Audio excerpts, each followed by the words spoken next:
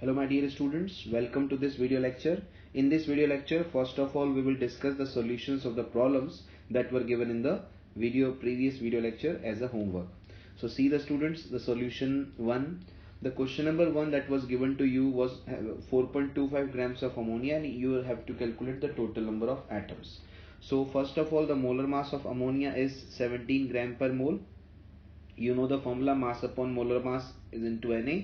So I'm putting the values 4.25 upon 17 into 6 into 10 ki power 23, that comes out to be 1.5 into 10 ki power 23 molecules. Now one molecule of ammonia will have 4 atoms, 1 atom of nitrogen and 3 atoms of hydrogen. So 1.5 into 10 ki power 23 molecules of ammonia will have 1.5 into 10 ki power 23 into 4, that comes out to be 6 into 10 ki power 23, or you can say Na atoms are present in 4.25 grams of ammonia. Okay, this was the question number 1 that we have given the solutions, and the correct answer is Na atoms or 6 into 10 ki power 23 atoms. Now see the next question. Yes student, the next question was 3.6 gram of H2O and you were asked the total number of electrons present in it. First of all, molar mass of H2O is 18. You know the formula, mass upon molar mass into Na, that comes out to be 3.6 into 10 ki power 3.6. On putting the values, 3.6 upon 18 into 6 into 10 ki power 23, that comes out to be, on solving, 1.2 into 10 ki power 23 molecules. Now one molecule of H2O will have 10 electrons. How 10 electrons? Because atomic number of oxygen is 8 and atomic number of hydrogen is 1. So we are having 2 hydrogen atoms, so 2 protons, 2 electrons. We are having 1 oxygen atom, so 1 proton, 8 protons and 8 electrons. So total 2 plus 8, that comes out to be 10 electrons. So one molecule of H2O will have 10 electrons. So 1.2 into 10 ki power 23 molecules of H2O will have 1.2 into 10 ki power 23 into 10. That comes out to be 12 into 10 ki power 23 electrons, which are present in 3.6 gram of H2O. Okay. Now see next question. The next question was carbon 12 isotope, where the quantity given was 3.6 and you were to ask the total number of neutrons present in it. अब कैसे करेंगे इसको? First of all, the formula of number of carbon atom, वही formula है, mass upon molar mass into Na. On putting the values, 3.6 upon 12 into 6 into 10 ki power 23, that comes out to be 1.8 into 10 ki power 23. Now one carbon 12 isotope have 6 neutrons. 6 neutron कैसे आया देखिए, carbon 6 12, mass number is 12. Okay, and atomic number is 6, so 12 minus 6, that comes out to be 6 neutrons. Okay, तो 6 neutrons हैं 1 carbon 12 के isotope में, और आपके पास ऐसे कितने कार्बन 12 के आइसोटोप है? 1.8 into 10 की पावर.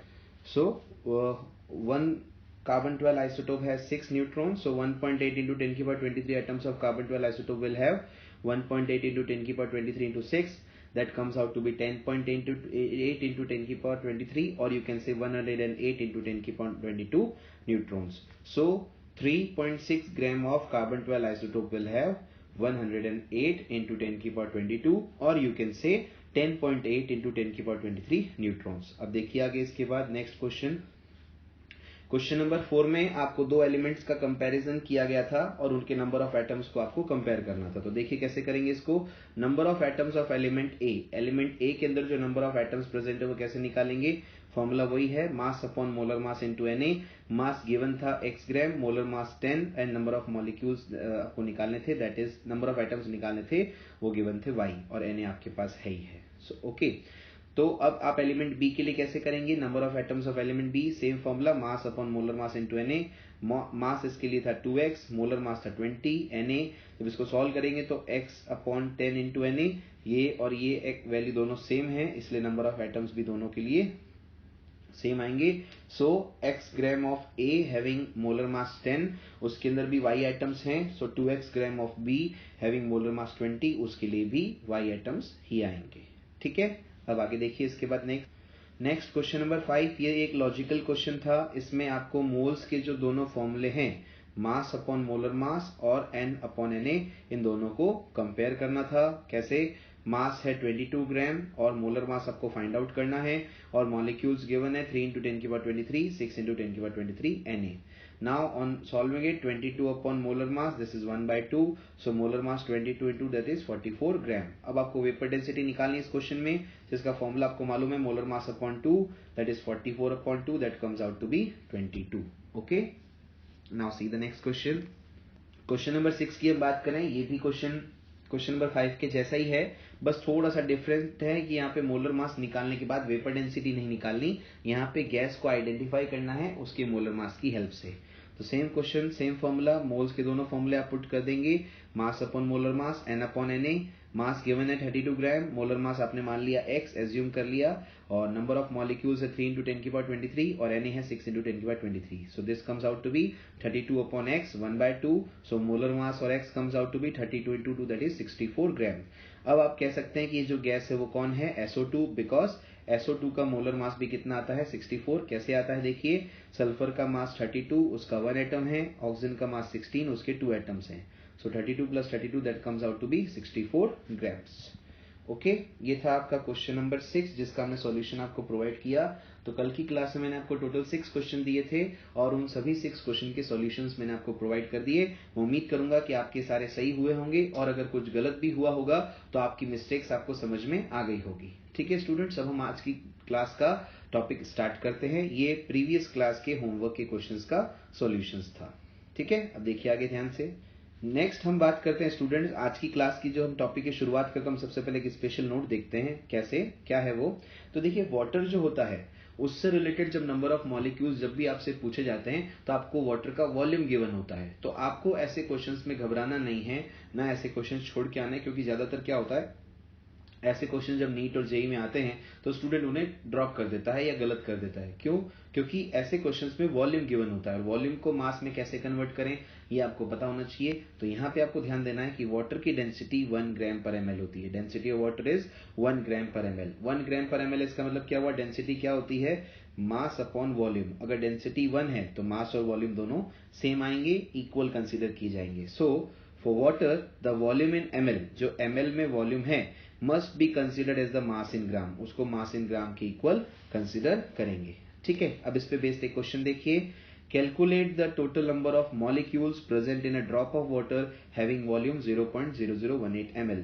0.0018 ml जो वाटर का वॉल्यूम का ड्रॉप है, वाटर का जो ड्रॉप है उसका जो वॉल्यूम है 0.0018 ml, उसके अंदर कितने नंबर ऑफ मॉलिक्यूल्स प्रेजेंट है ये आपको निकालना है.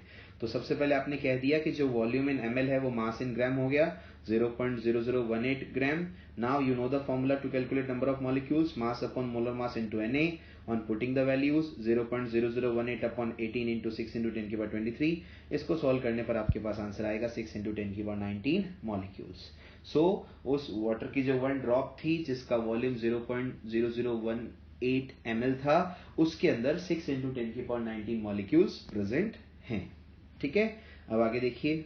अब स्टूडेंट्स आगे हम बात करते हैं. अभी तक आपने जितना ये चैप्टर पढ़ लिया है, some basic concepts of chemistry, उसको और अच्छे से स्ट्रॉन्ग करने के लिए और अच्छे से रिवाइज करने के लिए मैं आज की क्लास में आपको मिक्स टॉपिक्स के क्वेश्चंस दूंगा. जो आप प्रैक्टिस करेंगे तो आपका कंसेप्ट ये और अच्छे से क्लियर हो जाएगा और आपकी जेई और नीट के लिए जो प्रैक्टिस है वो और अच्छी से हो जाएगी.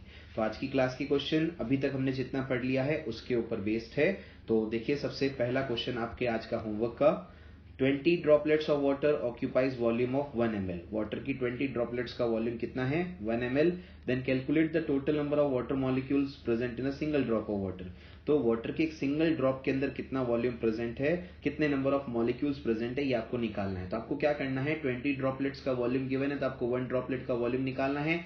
That volume will be considered as mass in gram and then you have to calculate the number of molecules. तो आई होप इजी क्वेश्चन आप कर लेंगे, लेकिन इसमें आपको कंडीशन दे रखी है, give your answer in terms of Na. आपको आंसर Na के टर्म्स में लेके आना है, यानी कि आपको 6 into 10 की पावर 23 टर्म यूज नहीं करना है. आंसर Na के टर्म्स में ही आएगा, Na की वैल्यू पुट नहीं करनी है. इजी क्वेश्चन है, आप सब लोग कर लेंगे. आगे देखिए, ये क्वेश्चन नंबर 2 पिछली क्लास में जो हमने टॉपिक पढ़ा था सेम उसी के ऊपर बेस्ड है, तो उसका रिवीजन है ये. देखिए कैसे. A person adds 1.71 gram of sugar C12H22O11 in the coffee, then calculate the total number of carbon atoms taken by him in the coffee. यानी वो जो पर्सन है वो शुगर कंज्यूम कर रहा है कॉफी के साथ, तो उसके द्वारा जो कितने कार्बन एटम्स कंज्यूम किए गए वो आपसे पूछा गया है. तो आप पहले शुगर का जो मास इन ग्राम गिवन है और उसका जो फॉर्मूला गिवन है उससे मोलर मास निकालेंगे. मोलर मास निकालने के बाद नंबर ऑफ शुगर मॉलिक्यूल्स निकालेंगे जो उसने कंज्यूम किए, फिर 1 मॉलिक्यूल में कितने कार्बन एटम है वो निकालेंगे और फिर उसको टोटल नंबर ऑफ मॉलिक्यूल से मल्टीप्लाई कर देंगे, that will be your answer. ठीक है, तो ये भी इजी क्वेश्चन है, आप कर सकते हैं। अब आगे देखिए ध्यान से। नेक्स्ट क्वेश्चन नंबर 3 और 4 जो है वो थोड़े से लॉजिकल क्वेश्चन है। ये क्वेश्चंस आपके कंसेप्ट को और अच्छा स्ट्रॉन्ग कर देंगे। इसमें आपको क्या है, एलिमेंट का मोल देके कंपाउंड के मोल्स के बारे में पूछा गया है और कंपाउंड का मोल देके एलिमेंट के मोल्स के बारे में पूछा गया है। सिंपल यूनिटरी मेथड पे बेस्ड क्वेश्चन नंबर 3 और 4 है। तो देखिए क्वेश्चन नंबर 3 क्या कह रहा है, how many moles of oxygen atoms are present in 0.1 mole of blue vitriol copper sulphate pentahydrate CuSO4.5H2O। यानी कि blue vitriol copper sulphate pentahydrate जो होता है CuSO4.5H2O, उसके 0.1 मोल के अंदर कितने moles of oxygen atom present है, ये आपको निकालना है। इसी तरह से जो क्वेश्चन नंबर 4 है उसमें क्या है, how many moles of magnesium phosphate Mg3PO4 whole twice will have 0.8 moles of oxygen atom.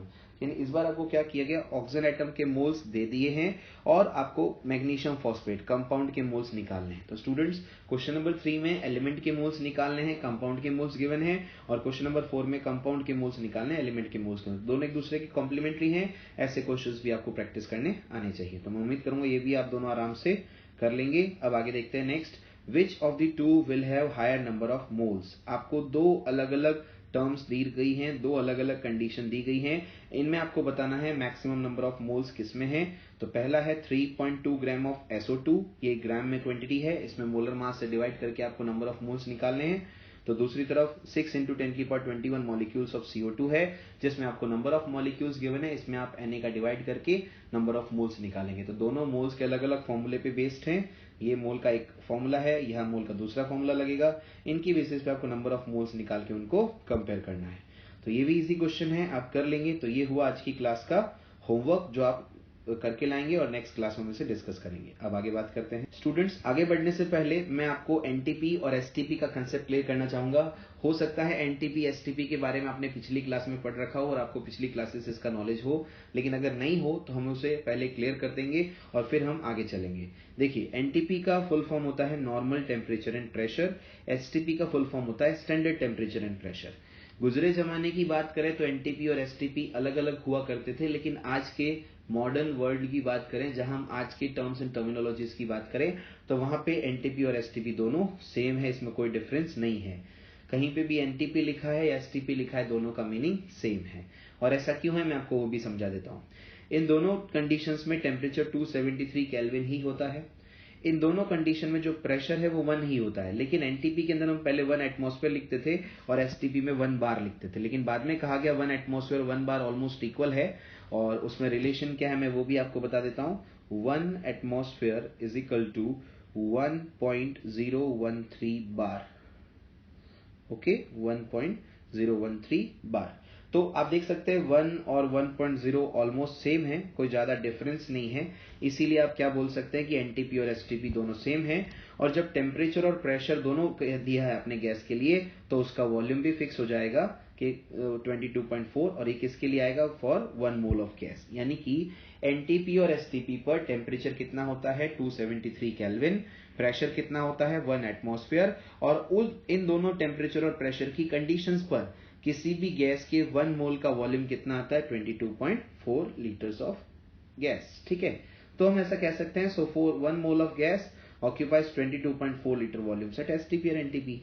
कोई सी भी गैस हो, पतली हो, मोटी हो, काली हो, गोरी हो, whatever be the nature of gas, उस गैस के 1 मोल का जो वॉल्यूम एनटीपी या एसटीपी पर आएगा वो 22.4 लीटर आएगा, ये फिक्स क्वांटिटी है।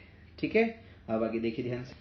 अब देखिए इसके आगे हम बात करें, अगर आपको कभी गैस के लिए नंबर ऑफ मोल्स निकालने हो या नंबर ऑफ मॉलिक्यूल्स निकालने हो और आपके पास वॉल्यूम एट एसटीपी या एनटीपी गिवन हो, तो ऐसे कंडीशंस में आप कैसे प्रोसीड करेंगे। तो देखिए आपको पहले मैं समझाता हूं कि ये आता कहां से फॉर्मूला, ये दोनों फॉर्मूले जो मैंने यहाँ पे लिखे हैं नंबर ऑफ मोल्स और नंबर ऑफ मॉलिक्यूल्स के, ये कहां से आए।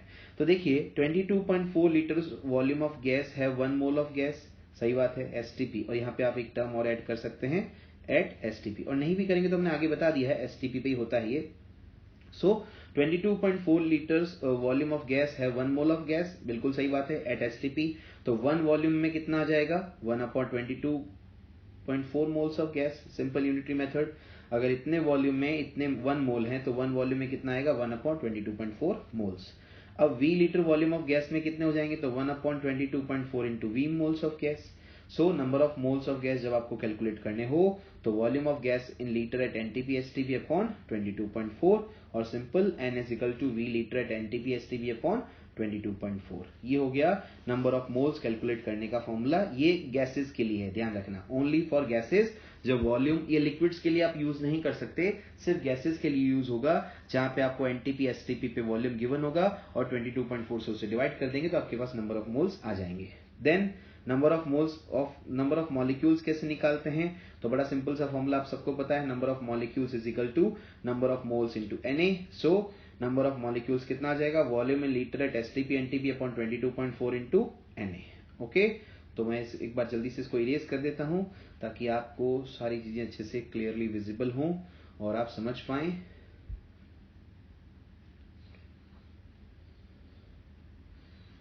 ओके, तो देखिए number of moles of gas कैसे निकालेंगे, volume in litre at STP NTP upon 22.4 और number of molecules of gas कैसे निकालेंगे, volume in litre at STP NTP upon 22.4 into Na।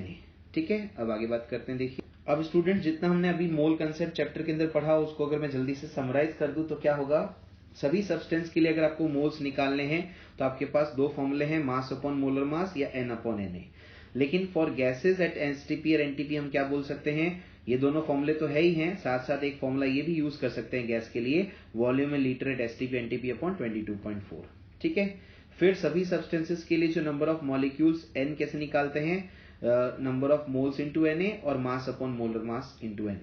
लेकिन गैसेस के लिए क्या हो जाएगा, इन दोनों फॉर्मूले के साथ एक तीसरा फॉर्मूला और आ जाएगा, volume in litre at STP upon 22.4 into Na। Okay, तो इसका मतलब ये हुआ, अगर मैं सभी सब्सटेंसेस के लिए बात करूं इंक्लूडिंग गैसेस, तो उनके 1 मोल के अंदर कितने मॉलिक्यूल्स होते हैं, Na। ये गैस के लिए भी ट्रू है और बाकी सभी सब्सटेंसेस के लिए ट्रू है। और उसका जो मास इन ग्राम आएगा वो कितना होगा, मोलर मास के बराबर, चाहे एटम है तो ग्राम एटॉमिक मास बोल सकते हैं और मॉलिक्यूल है तो ग्राम मॉलिक्यूलर मास बोल सकते हैं। ओके, तो मैं एक बार जल्दी से इसको इरेज कर देता हूं और एक बार वापस मैं रिपीट कर देता हूं मैंने यहाँ पे क्या बोला है, क्योंकि ये जो मैंने बोला है अभी बात, वो हमारी क्लास अभी तक जितने हमने पढ़ रखे हैं मूल कंसेप्ट के अंदर, उसका ये समरी है। तो मैंने सबसे पहले बोला है कि सभी सब्सटेंसेस के लिए जो नंबर ऑफ मोल्स आएंगे उनका फॉर्मूला होगा मास अपॉन मोलर मास और n इंटू Na। ओके, इसी तरह से गैसेस के लिए अगर बात करें तो इन दोनों फॉर्मूले के साथ एक फॉर्मूला और जुड़ जाएगा, volume in litre at STP NTP upon 22.4। फिर सभी सब्सटेंसेस के लिए अगर आपको नंबर ऑफ मॉलिक्यूल्स निकालने हैं तो मोल्स इनटू Na या मास upon molar mass into Na। लेकिन गैसेस के लिए एक फॉर्मूला एक एक्स्ट्रा और हो जाएगा, which is volume in litre at STP NTP upon 22.4 into Na। फिर सभी सब्सटेंसेस की अगर हम बात करें इंक्लूडिंग गैसेस तो क्या हो जाएगा, तो 1 मोल में Na मॉलिक्यूल्स होते हैं और उनका मास उनके मोलर मास के बराबर होता है, चाहे ग्राम एटॉमिक मास हो या ग्राम मॉलिक्यूलर मास हो। तो स्टूडेंट्स, हमने आज की क्लासेस में गैसेस वाला कंसेप्ट को समझा। नेक्स्ट क्लास में हमने जो आज होमवर्क दिया है उसको डिस्कस करेंगे और जो हमने गैसेस पे बेस्ड जो आपसे क्वेश्चन पूछा है या गैसेस पे बेस्ड जो आपको कंसेप्ट सिखाया है आज, उस पे बेस्ड कुछ क्वेश्चंस करेंगे, कुछ क्वेश्चन आपको होमवर्क भी देंगे और फिर हम इसके आगे नेक्स्ट वीडियो लेक्चर में बात करेंगे। इस वीडियो लेक्चर के लिए इतना ही और मैं उम्मीद करूंगा कि मैंने आपको यहां तक जो समझा दिया है mole concept, some basic concept of chemistry का पहला टॉपिक है हमारा मोल कंसेप्ट, वो आपको अच्छे से और पूरा समझ में आया होगा। और आज जो होमवर्क दिया है वो सारे करके लाएंगे आप और इनका हम डिस्कशन नेक्स्ट वीडियो लेक्चर में करेंगे। ठीक है स्टूडेंट्स, तो इस क्लास के लिए इतना ही।